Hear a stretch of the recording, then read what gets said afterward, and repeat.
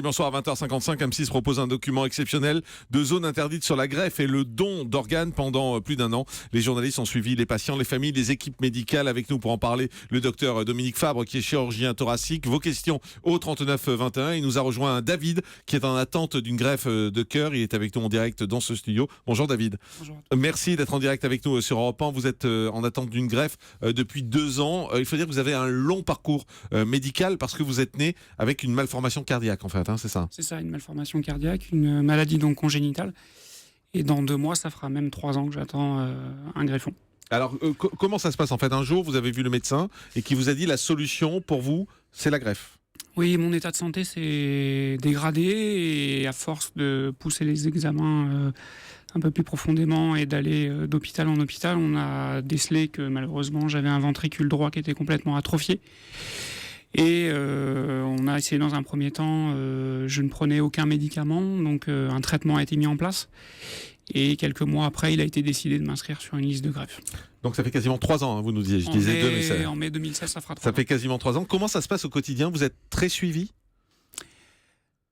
La période avant la mise sur liste de greffe, c'est très intensif, beaucoup d'examens.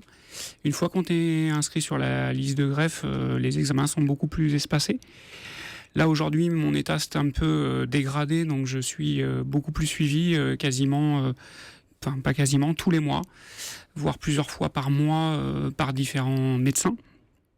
Au quotidien, c'est compliqué parce que tous les jours, on attend ce fameux appel, même si je dois l'avouer, je suis complètement terrorisé le jour où il va arriver. Pourquoi vous êtes terrorisé? Il y a sûrement des patients qui l'attendent comme une très bonne nouvelle. Ça le sera pour moi. Maintenant, avec le temps, je commence à l'intégrer, mais voilà, la peur de l'opération. La peur de l'opération. J'ai passé malheureusement beaucoup de temps dans les hôpitaux depuis tout petit. Donc maintenant, dès que je m'approche d'un hôpital ou quoi que ce soit, j'ai comme une montée d'adrénaline qui me rassure pas forcément, mais voilà, on a la chance d'être en France, d'avoir un service de santé qui est plutôt exceptionnel, il faut pas l'oublier. Donc rien que pour ça, j'ai pas le droit de me plaindre. Vous avez 40 ans, vous êtes papa d'un petit garçon. Oui. Vous êtes commercial dans une grande concession automobile. Vous continuez à travailler? Oui, j'ai la chance d'avoir un employeur qui a vraiment tout fait pour me laisser la chance de continuer à travailler. Donc ils ont énormément adapté ma fonction, mes horaires. Donc ça, c'est vraiment une chance importante parce que au niveau du moral, c'est hyper important, en tout cas pour moi. Et puis l'un des moteurs, je pense, c'est votre petit garçon aussi. Je voilà, pense que c'est un des moteurs pour vous. Mon épouse qui, malheureusement, si elle n'est pas malade, le vit comme moi. Elle est aussi accrochée à son téléphone, puisque ça sera la 2e personne qu'on appellera si je ne réponds pas. Alors, expliquez-nous comment ça se passe. On a dû vous expliquer comment ça allait se passer le jour où il y aura justement un cœur pour vous. Vous avez un téléphone branché avec vous quasiment en permanence? Mon téléphone tout le temps avec moi, jour et nuit. Ça fait quasiment 3 ans que je ne l'ai pas éteint. Donc j'ai peur. C'est parce que ça peut arriver même la nuit, à n'importe quelle heure, bien évidemment. Ça arrive très fréquemment la nuit, malheureusement. Docteur Dominique Fabre, ça arrive la nuit très souvent. Cette semaine, j'ai fait des transplantations le week-end dernier, mais j'ai malheureusement organisé une transplantation qui n'a pas eu lieu. C'est un appel la nuit, on appelle les gens la nuit, et la dame, le greffon n'était pas bon, donc on a dû la renvoyer. Tout ça, on mobilise des moyens, on mobilise des gens, et parfois ça ne fonctionne pas, mais vraiment, c'est à tout moment, on est disponible 24 heures sur 24, et il y a des équipes qui sont disponibles 24 heures sur 24. Et aussi. vous êtes prêt donc à n'importe quel moment, David, à... Prêt, le mot est fort pour moi, mais oui, il va falloir que ma femme m'aidera, elle me poussera certainement du lit, mais oui, je pense que très vite, je prendrai...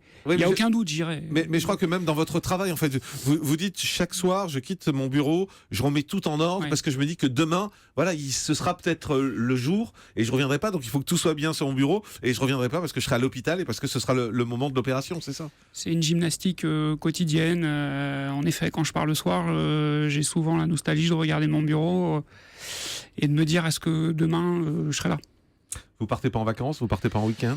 Je pars en vacances, la contrainte c'est moins de 2 heures de Paris. Donc la plupart des gens, quand ils réservent une location, ils demandent comment est l'intérieur de la location qu'ils vont louer. Moi, ma première question, c'est est-ce que le réseau fonctionne? Le réseau de téléphone fonctionne. Ouais, on s'est retrouvé malheureusement il y a 2 ans dans un endroit où il n'y avait pas de réseau et on a été obligé de quitter les lieux à plus de minuit et demi. Donc c'est un peu dérangeant parce que là, vous mettez votre vie à nu face à des gens que vous ne connaissez pas. David, 3 ans, c'est long? C'est ce qui est le plus dur. l'attente. C'est très long, c'est long pour tout le monde. C'est long au quotidien, c'est long dans le suivi. C'est plusieurs étapes. Le film, je dois avouer que l'émission m'a énormément aidé. Quand on m'a proposé de participer à cette émission avec Pauline et Mathieu, je me suis dit, j'ai dit oui, mais je me suis dit, mais pourquoi t'as dit oui? Moi, j'étais incapable d'en parler. J'ai mis 1 an et demi à en parler à des gens très proches de moi. Seule ma famille. Mais pourquoi? Parce que très certainement que c'est quelque chose que j'ai jamais digéré ou très mal digéré. Donc je vis difficilement avec cette pathologie. Le fait d'avoir participé à cette émission, elle a déclenché quelque chose. Aujourd'hui, je me sens mieux, j'en parle plus facilement. Même s'il y a beaucoup d'émotions quand vous en parlez. Ouais, énormément, parce que c'est une tranche de vie. Puis tous les jours, on frôle la mort, hein, il faut pas l'oublier. Moi, demain, si mon état de santé se dégrade, certes, il y a des hôpitaux, et je l'ai vu puisque j'ai été pris en charge en décembre très rapidement, et très vite, on m'a remis sur pied, mais on sent que tout peut basculer très vite, quoi. Docteur Dominique Fabre, vous êtes médecin, bien sûr, mais comment on vit avec le poids humain? Parce qu'on le voit là avec David, c'est très fort. Ce qu'il nous dit, son témoignage est très fort. Vous faites ça toute la journée. Vous êtes toute la journée confronté à des gens comme David. C'est pas lourd à porter humainement aussi? Si, bien sûr, c'est lourd parce que la vie n'est pas faite que de succès et la greffe, c'est pas fait que de succès.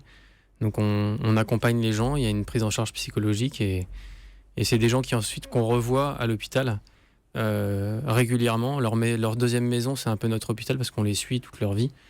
Et donc on a un vrai lien avec eux, c'est sûr.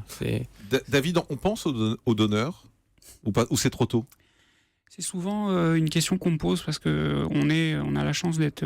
Enfin, moi, en tout cas, je suis suivi à l'hôpital Pompidou, mais je pense que c'est partout, dans tous les établissements, la même chose, donc par un suivi psychologique. Et c'est une question qu'on aborde. Moi, c'est quelque chose qui m'a jamais trop tracassé. Je me dis que si j'ai la chance de recevoir un greffon, c'est parce qu'il y aura quelqu'un qui aura exprimé sa volonté de me le donner. Et c'est une autre chance. Donc je me dis que voilà, si dimanche, lors de l'émission, des gens se disent bah ouais, on n'en a pas parlé, mais ça serait.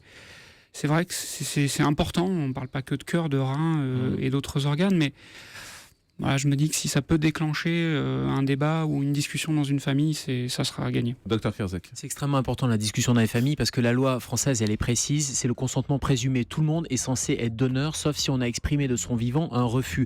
Or, très souvent, les gens n'en ont pas discuté, donc les familles, quand il y a un drame qui survient, sont interrogées, ne savent pas quelle était la position du défunt et très souvent donnent parfois une opposition alors que le défunt aurait été d'accord. Donc c'est bien d'en discuter, qu'il n'y ait pas de refus exprimé et que les greffons, qu'il n'y ait pas de refus pour que ça puisse donner la vie derrière.